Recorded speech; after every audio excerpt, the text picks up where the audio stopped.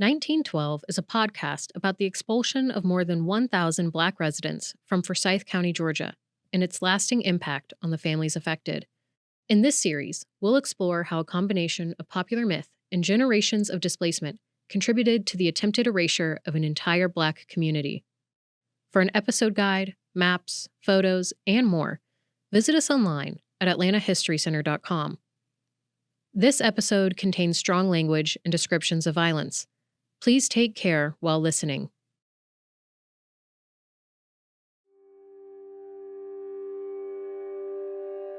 We always knew that you wasn't supposed to be up there. It wasn't a secret. Nobody did anything about it, but it was not a secret.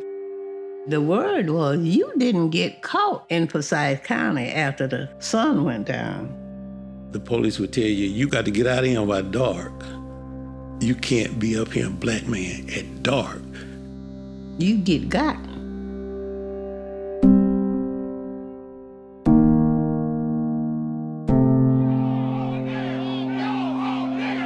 Forsyth County's been all white for decades, and many residents say they want to keep it that way. To keep Forsyth County white! We haven't had none up here since the first of the century, and I don't believe we need them up here now. I don't think this says a whole lot about our county. It makes me very saddened that folks can't walk down the street, whoever they are. It's not that I hate them. I don't hate niggers. I just want them to stay out of this county. White only, no black. Send them home. Thousands of Black citizens lived in Forsyth County. I'm Rose Scott, an Atlanta-based journalist and host from the NPR member station WABE. And I'm Sophia Dodd. I'm a researcher with Atlanta History Center. And in the fall of 1912, white residents from Forsyth County expelled its entire Black population following 2 accusations of rape. For decades, Forsyth remained virtually all white until massive development turned this once rural landscape into one of the fastest growing and now one of the wealthiest counties in America. This is 1912, a podcast from Atlanta History Center Originals, distributed by WABE.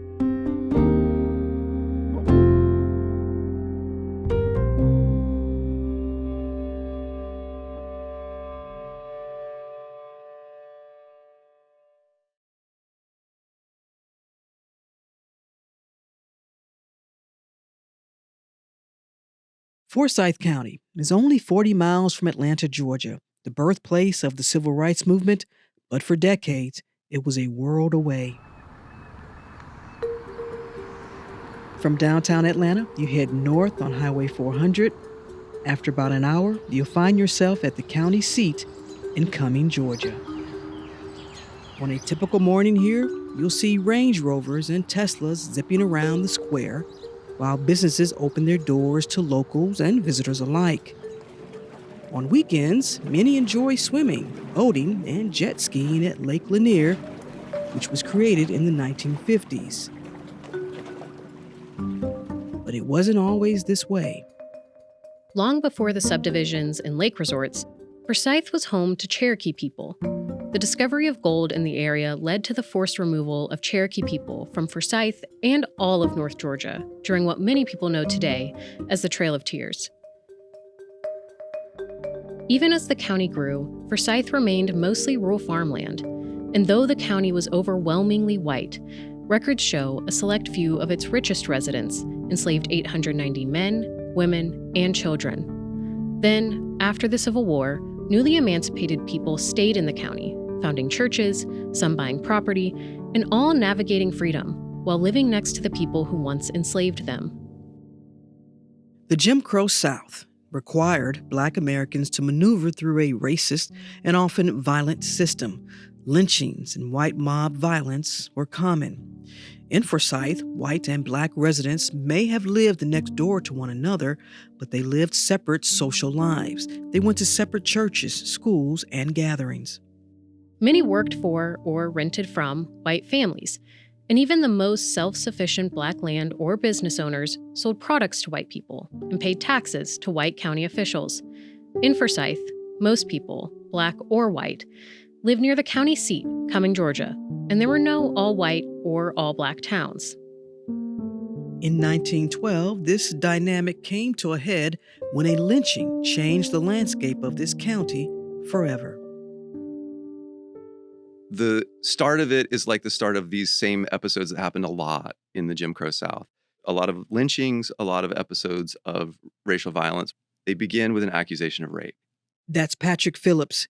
He grew up in Forsyth County, and in 2016, he published Blood at the Root, detailing the history of the lynching and expulsion of more than 1,000 Black residents. So a woman named Ellen Grice, she discovered a Black man in her bed. So, there are a lot of ways to interpret how a young white woman in 1912 might discover a Black man in her bed. The one that seemed impossible for anyone to consider was that she had invited him into her bed. So there's no way to know exactly what happened, but it seems highly possible that she had a Black lover and that she was discovered and did what a lot of white women did all through this era, which was to immediately claim that she was being raped. The sheriff rounded up and arrested, from the census records, looks like almost all the young Black men nearby. One of these men was Tony Howell, who was around 22 years old. We know little about his parents, who disappeared from records early in his life. But by the time he was a teenager, he was living with his uncle, Morgan Strickland. Strickland owned 37 acres of prime real estate south of the city of Cumming. Tony lived on his uncle's property and worked as a farmhand. That was until September 1912, when Ellen Grice accused Tony of rape. Ellen, who was also 22, lived with her husband on a rental property in Cumming, Georgia. Now, the Atlanta Georgian was one of the earliest papers to publish the rape, reporting that Ellen's husband was away one Thursday evening when a Black man entered their home and attacked her. But it was only when her husband returned after midnight that, quote, the attack became known, close quote. A search party ensued. They went from searching for one Black man to capturing 5, one of whom was Tony Howell. By that Saturday, the 5 accused were placed in the local jail on the Cumming Square. And as it happens, just a mile from the jail, Black residents were gathered that same morning at the Colored Methodist Episcopal Church for their annual barbecue. The CME Church was a place of gathering and safety for the Black community. But things came to a sudden halt when Black parishioners heard about the arrest and found out that white men were traveling to the jail in droves, ready to lynch all the prisoners. They decided to walk to the square and see what was going on. But this only fueled rumors of a Black mob descending on the town to start a riot. Black parishioners quickly turned around when they saw a mob of white men forming outside the jail, and some were even chased out of the square. With tensions mounting, Sheriff Reed and the mayor of Cumming called the governor, Joseph Brown, to send the state militia and disperse the crowd. Even though white men in the county overwhelmingly believed Tony Howell was guilty, not everyone was buying into Ellen Grice's version of events. One Black preacher on the square even called Ellen Grice a sorry white woman, and he was beaten and nearly lynched by the white mob for insinuating that Tony Howell and Ellen Grice might have been having a consensual affair. Speculation around Ellen Grice's accusation only continued, but we'll get to that later. For now, we need to go back to the Cumming jail. At the mayor's request, Governor Brown sends the state militia and they disperse the mob. Then they transport Tony Howell to the Fulton County Jail in Atlanta, which at the time was called the Fulton Tower. At this point, most of the other Black men initially accused of assaulting Ellen Grice were released. While some in Forsyth were outraged by the arrival of state troops, others breathed a sigh of relief. A mob lynching had been narrowly avoided, and all signs pointed to things calming down. And then just when the militia were being withdrawn, there was a second accusation of rape of a woman named May Crow.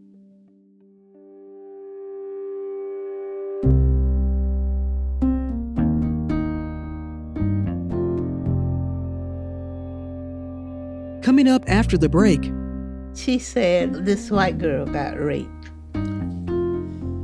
So naturally, a black man did it.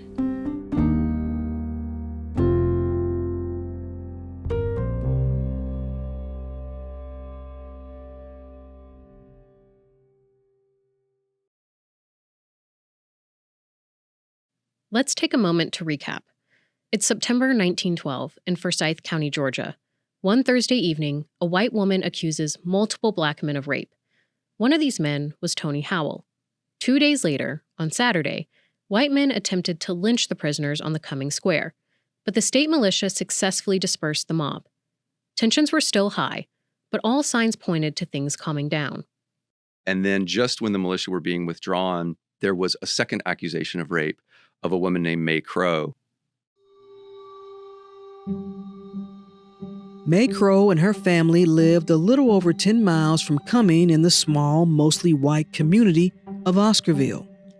Residents were still reeling from the events of the weekend, but by Sunday, many, including the Crows, focused their attention on getting to the church that morning.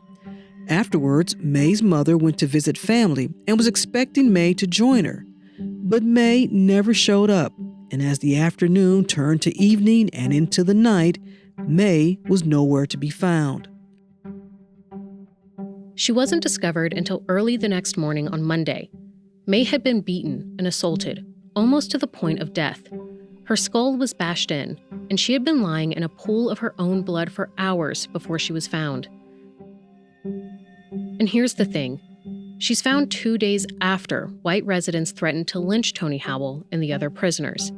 You have to imagine, white people are already up in arms about one accusation of rape against black men. And then, another white woman is attacked. And it's with this context that all eyes turn to one of the only black families living in Oscarville, the Daniels. Oscar, 18, and his older sister Jane, 22, were living with their parents. The Daniels had also taken in one of their cousins, Ernest Knox. He was 16 years old. Jane was in a common-law marriage with Rob Edwards, a hired man who lived next door. The Daniels lived on the same street as the Crows, and when May is found unresponsive in the woods, there's an immediate accusation against Ernest Knox. Over the course of the next few days, his cousins, Oscar and Jane Daniel, along with Jane's husband, Rob Edwards, are all accused and arrested as being part of May's attack. So here's where we are now. Basically, white residents from Oscarville accuse some of the only black residents as the perpetrators of this crime. In less than a week, 2 white women from 2 different communities are attacked in Forsyth County, one in Cumming and one 10 miles away in Oscarville. 3 of the accused in Oscarville, Ernest Knox, Oscar Daniel, and Jane Daniel, are transported to the Fulton Tower in Atlanta. Now, this is where Tony Howell is also being held for the first rape accusation. That just leaves Jane's husband, Rob Edwards. He never made it to the Fulton Tower. He never even made it out of Cumming. You see, news of Rob Edwards' arrest quickly made its way across the county, and white men descended on the Cumming Square en masse. Newspapers report 2,000 men swarming the small county jail. The mayor and the state militia had stopped a lynching days prior. But this time was different. Not only was the mob ready and armed to storm the jail, but the sheriff, Bill Reed, seemed ready to let them. Sheriff Reed simply left the jail with Rob Edwards inside, giving the mob of white men exactly what they wanted. Dorothy Pemberton, whose grandmother fled Forsyth County in 1912, recalls the story being told to her as a child.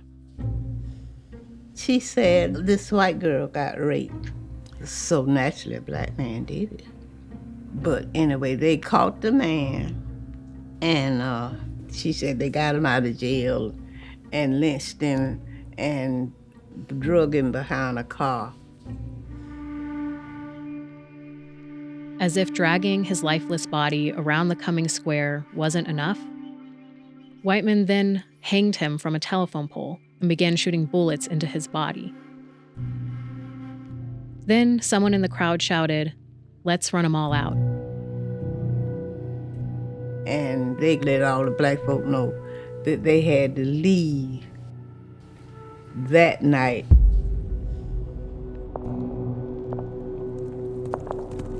That's all it took. Bands of white men, called night riders, shot up black homes and left notices to leave the county.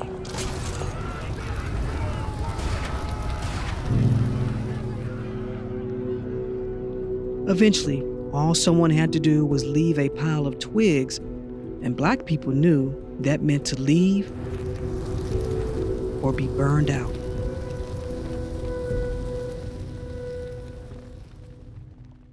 Here's Patrick again. Over the course of September and October, there was just this massive exodus of families, and they went across the Chattahoochee east to Gainesville. A lot of families went south to places like Marietta and Atlanta. Some of them went as far as like Knoxville, Tennessee.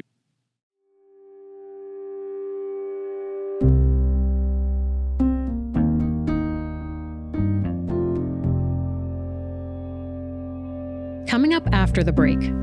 So they just made all the Negroes leave. They made every one of them leave. Made every one of them leave.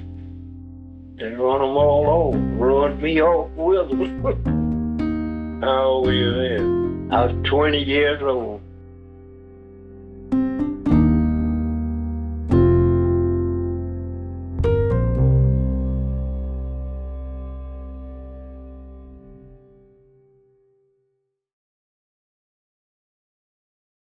After the lynching of Rob Edwards, white residents began evicting black families. Black residents fled to neighboring counties, and even to other states, like Knoxville, Tennessee. One of those residents who wound up in Knoxville was Fred Brown. In 1912, he was a young man running for his life. But by the 80s, he was a husband and a father, ready to tell his story. Tape was made on February 2nd. His son, Fred Brown Jr., recorded his father sometime before his death in 1986.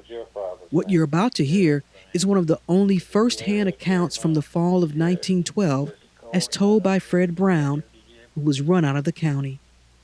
They had trouble, and all the Negroes had to leave there. They run them all over. Ruined me off with them. How old were you then?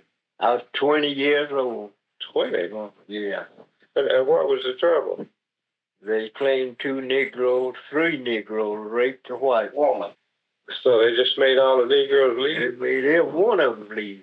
Made every one of them leave. You mean just took their property and everything? Yeah. Burned houses, burned churches. Did they tell the Negroes to leave, or did the Negroes just leave because they were afraid?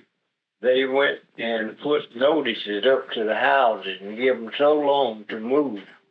And if they didn't move, they'd come down and burn your house up. If you're in your own house, or do anything to you they could do. And the Negroes didn't fight back? No, they didn't fight back. They couldn't fight back. Few of them had shotguns, but when they thought they were going to have a fight, they brought the state guards up there and you couldn't do nothing. At one point, his brother-in-law's family returned to Forsyth and tried to hold out. He wasn't going to leave, him and another fellow. They stayed up there about 2, 3, or 4 months. Had everybody else left. They went down there and put dynamite on that house one night, shot them off. Here's Dorothy Pemberton again. Her grandparents fled just over the county line where they found temporary safety at the Finleys, a white family who had often employed black laborers. After they escaped to Mr. Finley's farm, she said as time went by, they would take the horse and the wagon and quietly go back and get their chickens and their pigs and quietly go back down. They had to leave their canned stuff, that they had canned for the winter, and said the people up there just acted like that was theirs. Then they would go in their houses because nobody was there and take what they wanted. She said they were afraid to go in the daytime. they had to just pick up everything they could and just leave right then and there without any recourse of action. That's Chase Evans, one of the youngest descendants we interviewed. He and Dorothy are both descendants of the Strickland family and had this to say about his great-grandmother's family. I try to imagine it sometimes. Imagine one day you hear some muttering about something that happened, and it's like this sort of rumor that's spreading like wildfire, something going and brewing on in Forsyth County, just down the road from you. And it's like, well, maybe that's just their problem. Maybe, it has nothing to do with us. But then you quickly realize, like, hey, this is becoming out of our control. This is getting bigger and bigger and bigger and bigger until it's the entire county. These Black residents, they owned property. They were business owners, sharecroppers, and laborers. They were farmers, blacksmiths, teachers, and so much more. And in the fall of 1912, they were forced to leave everything they had built in Forsyth County behind. And in the midst of this terror, Black prisoners from Forsyth were still awaiting trial at the Fulton Tower in Atlanta. Now, this might get confusing, but remember, Tony Howell is still being accused by Ellen Grice of rape. And you also had Ernest Knox, Oscar Daniel, and Jane Daniel, who are being accused of beating and gang raping May Crow. A big problem with this accusation is that we have no idea if May ever said this.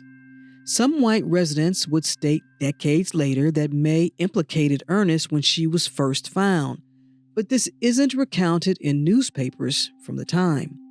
It could have been reported in the local paper, but we'll never know, because almost every newspaper printed by the Forsyth County News in 1912 is missing. Instead, surviving newspapers report that May Crow went into a comatose state after her attack and never woke up. She died from her injuries 2 weeks later. The main piece of evidence against Ernest was a small mirror found near May's body, which a white shopkeeper said he'd recently sold to Ernest. And the evidence against Oscar was even slimmer. I want to be very clear here. Black men were convicted of rape with little to no evidence often. But typically, those cases were still supported with testimony from white women. With May gone, prosecutors needed someone to confirm to the community that this crime indeed happened the way they said it did. And in Patrick's research, he found that prosecutors in Forsyth did something unusual leading up to the trial. There's a moment that I describe in the book that is not conclusive, but highly suggestive that Jane was part of a kind of plea deal. Plea deals in exchange for witness testimony might be common today, but working out a deal with a Black woman accused of participating in the rape of a white woman in 1912 just wasn't done. And even stranger, the presiding trial judge, Newt Morris, was part of the group of attorneys who met with Jane Daniel the night before the trial.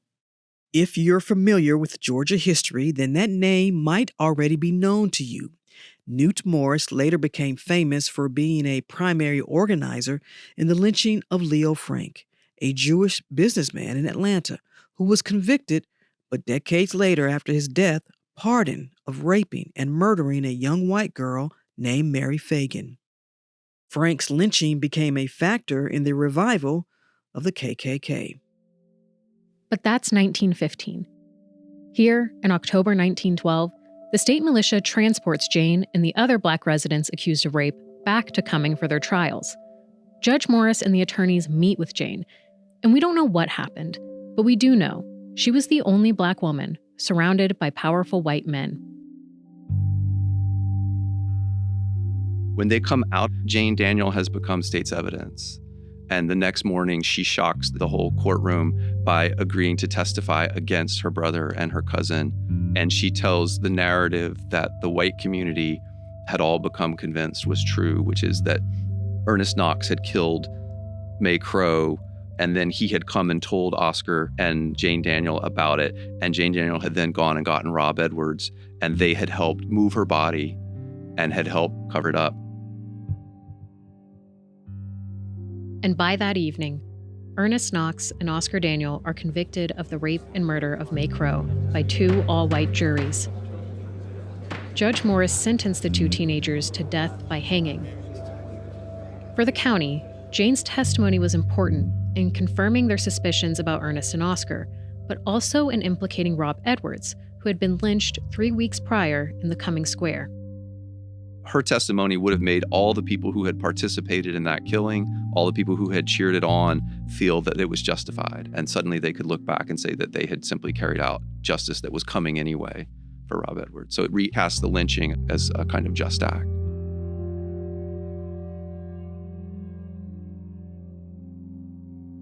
It's hard to imagine everything Jane had gone through up to this point.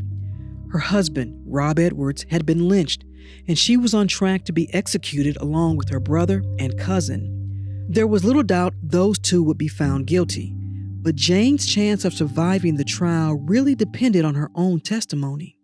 And she did survive. Incredibly, so did Tony Howell, who, again, had been awaiting trial for the alleged rape of Ellen Grice. The prosecutors in his case stated there was very little evidence against Howell, so by all accounts, the case against him was simply dropped. Think about this for a moment. A black man in the rural South is accused of rape, and white people in the county just let it go. Ellen Grice's initial accusation set the stage for the weeks of terror that followed, and in the end, it was just dropped. That's another part of this story that is so unusual, but they still had Ernest Knox and Oscar Daniel to showcase that justice was served. Now, after being convicted, Ernest and Oscar would spend 3 weeks in the Fulton Tower before their date of their executions, and Judge Morris makes a really important stipulation about the hangings. They needed to be private, with only law enforcement, physicians, clergy, and family allowed to be present.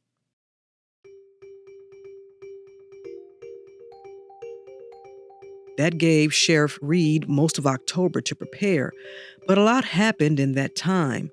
Black people are being forced to flee the county in droves, and the white population is dealing with a lot of internal conflict. You had some whites in the county, like the mayor of Cumming, who were trying to stop the expulsion. He and other residents met at the courthouse to sign resolutions requesting state and federal aid. They sent these resolutions to the United States District Court and Governor Joseph Brown. But Governor Brown simply responded saying that if the sheriff didn't request his help directly, then there was nothing he could do. Some helped black families flee, but many did nothing for fear from other whites. With little action from the sheriff or the governor, the bands of white men who had been terrorizing black families for weeks were free to continue. Leading up to the hangings, a white doctor from Cumming named Ansel Strickland offered his property for the executions, and Sheriff Reed agreed to this, but it was a large open field, so Reed orders a fence to be built in compliance with the judge's privacy stipulation. But it's not shocking that on the morning of the executions, that fence was burned down. It's also not surprising that for what was supposed to be a small affair, the property happened to be large enough to hold a few thousand people. And it was also in direct view of the Colored Methodist Episcopal Church, the same place black residents were gathered when Tony Howe was first arrested. Newspapers report black churches being burned or destroyed during the expulsion, so we don't know if the CME church was still standing that morning. But we do know black churches were the heartbeat of black communities across the South. So Ansel Strickland and Sheriff Bill Reed would have known what the CME church meant to this black community in Forsyth County. Executing Ernest Knox and Oscar Daniel in view of the church sent a clear message: leave and don't come back. And other aspects of their hangings disturbed state militia officers who were brought in to oversee the transport of Ernest and Oscar from Atlanta to Cumming for their executions, one of whom, Major Catrone, was set on following the judge's instructions. But Sheriff Reed had other plans. After the militia arrived, Reed refused to have the privacy fence rebuilt, and Major Catrone believed the sheriff was actually working with the mob. Catrone later detailed his account of this day, complaining directly to the governor. Here's an actor reading part of Catrone's report. I had every reason to believe that the sheriff was entirely in sympathy with the would-be mob, that he selected the place for the gallows solely that the fence might be torn away and the spectators might have a good view of the execution. I believe that he connived with the mob in tearing away the wall and that his own henchmen actually did the work. The sheriff so conducted himself that if the sentence of the court could have been carried out without him, I would have placed him under arrest for inciting to riot. I believe there should be a law enabling a governor to suspend from office a sheriff so openly in accord with insurrection. Instead of the private hanging the judge had ordered, Ernest Knox and Oscar Daniel were executed on October 25, 1912, to a crowd of thousands who had traveled to Cumming that day, picnicking, wearing their Sunday best, and ready to watch the hangings of two teenagers. In Oscar's last words, he maintained his innocence, and in the final moments of his life, he looked out into a sea of white faces who were eagerly awaiting his death.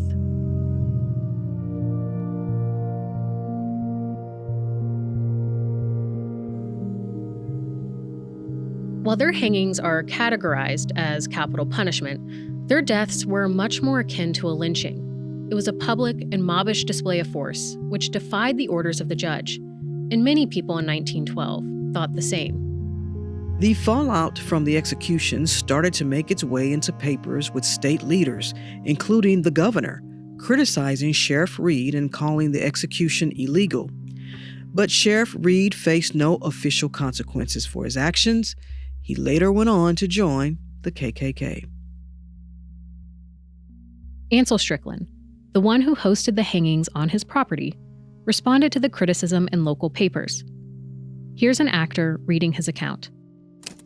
These papers, with their city henchmen, have taken the Forsyth County banner and dipped it in the mud.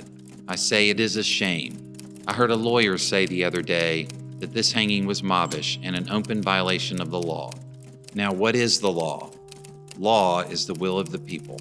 I say that this hanging was a legal hanging because it was the will of at least half the citizens. The citizens of the county were satisfied with the way the hanging went off. And that ends it. Further tension between whites who wanted Black people to return for their labor and whites who forced them to leave created a really contentious situation. Dr. Strickland writes in the paper that whites in Forsyth needed to forget about Black laborers. He tells them to do their own laundry, to hire white laborers, even if that meant having to pay them more. Here's Patrick again. What's unique about Forsyth County is that in a lot of these places, after something like that, eventually, wealthy families would want their cook back or they would want their driver back. And so in a lot of these cases in the 19-teens and 1920s, eventually there's a return. But in Forsyth County, every time anyone tried to do that, the mob rose up again. And it just continued to be enforced throughout the decade and on into the 20s. And by the time you get to the early 20s, there are no Black people in Forsyth County. It has this reputation all over the South as, all white, as the place that actually succeeded and did it. Now let's be clear here. Removing Black residents from neighborhoods and towns was not uncommon, but the scale of an informal ban from an entire county was shocking, even at that time. There were no legal repercussions for what happened. Instead, Forsyth County went on to economically prosper. In the 1950s, the U.S. Army Corps of Engineers built Lake Lanier, which brought tourists, new residents, and business to Forsyth. But some of the newcomers were also questioning this informal ban. Still, Forsyth County maintained a nearly all-white population for decades. Residents continued to threaten and attack Black people who crossed the county line. No one was arrested for attacking Black visitors in Forsyth County until 1980.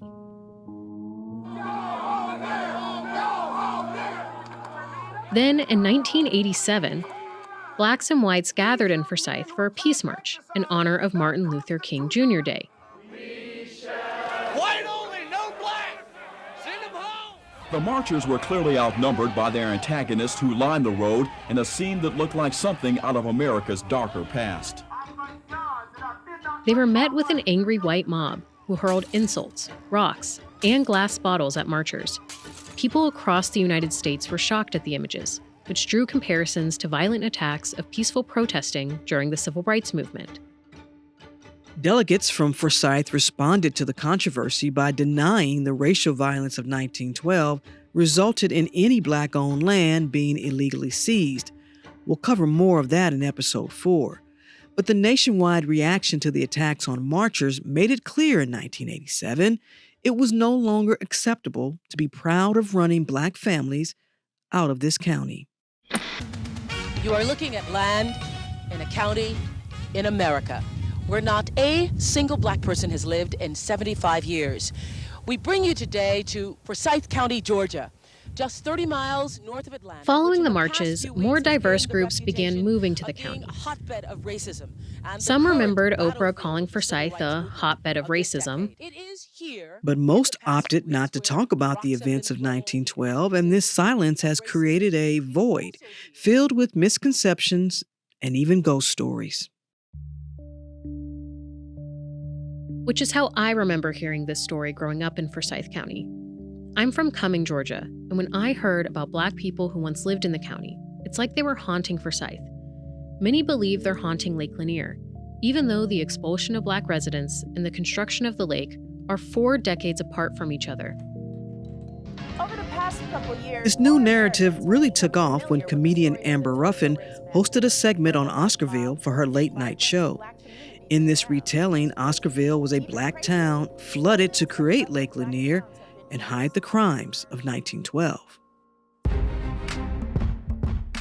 This is Lake Lanier, but before it was Lake Lanier, it was a town called Oscarville, Georgia. Now, Oscarville was a thriving... I guess the story that has really taken hold and that has gripped people and gone viral is that Lake Lanier was created in order to cover up the crimes of 1912. So the story that got going was that Oscarville is under the lake.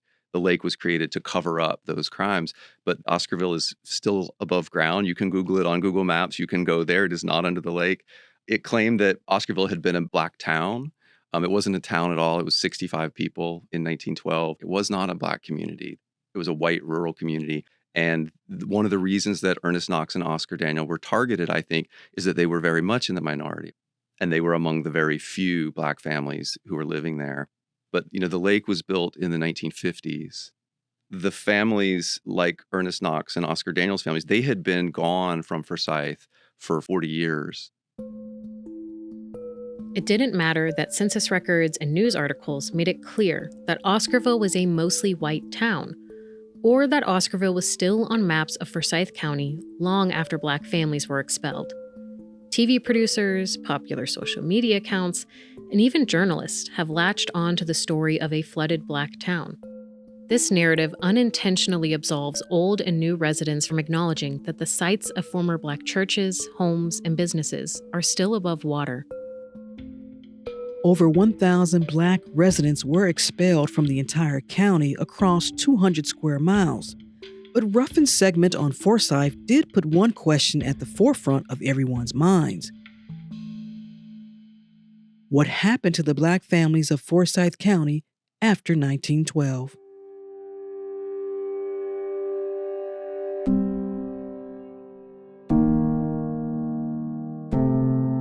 My grandfather was William D. Strickland. My great-grandma was Leola Strickland. She was born in 1909 in Forsyth County. Well, my father's name was George Edward Merritt. Russell Strickland, my grandfather. Will Strickland and Carrie Wells. My grandfather, William Bagley, he married Ida. They owned 60 acres of land in Forsyth County. Next time on 1912.